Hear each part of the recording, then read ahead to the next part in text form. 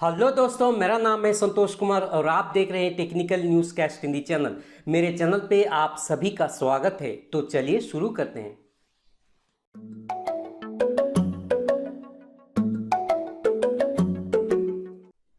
तो दोस्तों, आज का जो टॉपिक है वो टेक्निकल रिलेटेड नहीं है। आप चाहे तो इस वीडियो को स्किप भी कर सकते हैं। आज का जो टॉपिक है वो होम फर्निशिंग रिलेटेड है।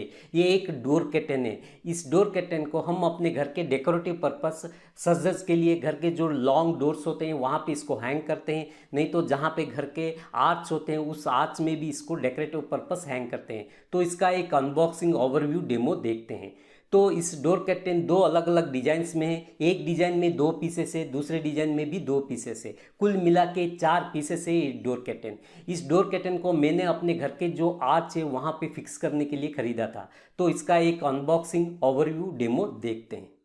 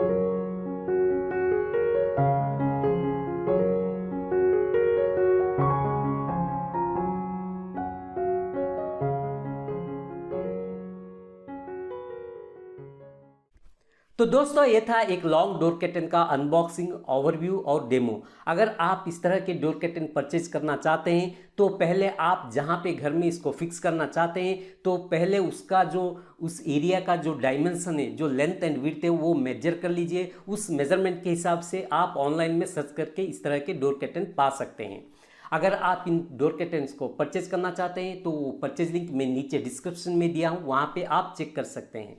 तो प्लीज़ मेरे चैनल को लाइक कीजिए। अगर आप मेरे चैनल पे नए हैं तो नीचे जो सब्सक्राइब बटन है उसे दबा दीजिए, पास में जो घंटी बटन है, बेल आइकन है, उसे भी प्रेस कर दीजिए ताकि मैं कोई नई वीडियो अपलोड करूं तुरंत आप तक नोटिफिकेशन आ जाएगा। अगर आप कुछ कमेंट करना चाहते हैं तो नीचे कमेंट सेक्शन में कमेंट भी कर सकते हैं।